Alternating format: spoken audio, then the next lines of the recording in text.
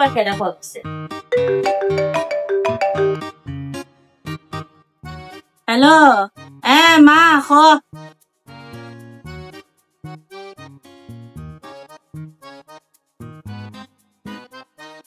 ওরে আল্লাহ, তোর জামাই তো বাক্কা বালা রে।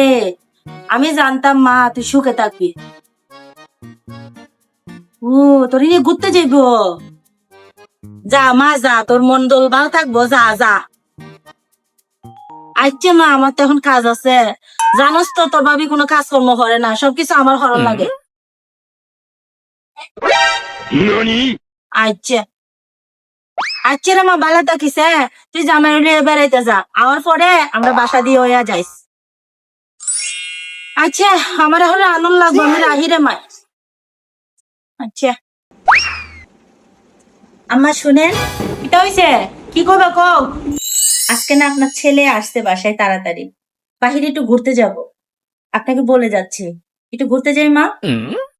কিতা গো মা, 2 দিন পর পর কি এর এত বেড়ানি? আমরা কি বিয়ে শাদী হয়েছে না নি?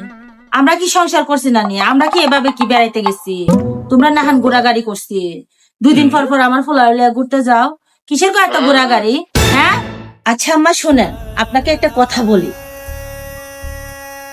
আচ্ছা আম্মা, আমি কিছুক্ষণ আগে দেখলাম আপনি আপনার মেয়ের সাথে কথা বলতেছেন। আপনার মেয়ে জামাই আপনার মেয়েকে নিয়ে বেড়াইতে যাবে। ওই তখন তো একবার বললেন না তুই তোর জামাইয়ের সাথে বেড়াইতে যাস না, আর আমি একটু আপনার ছেলেকে নিয়ে বেড়াইতে যাব, তাতে আপনি ডাক দিয়ে ফেললেন। এটা কি আপনি ঠিক করলেন? শুনেন আম্মা, একটা কথা বলি আপনাকে, মন খারাপ করবেন না।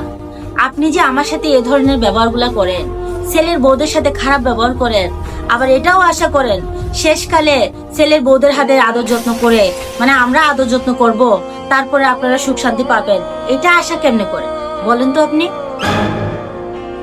ছেলের বউদের সাথে খারাপ আচরণ করবেন, আবার ভালো কিছু আশা করবেন, এটা ঠিক হলো না।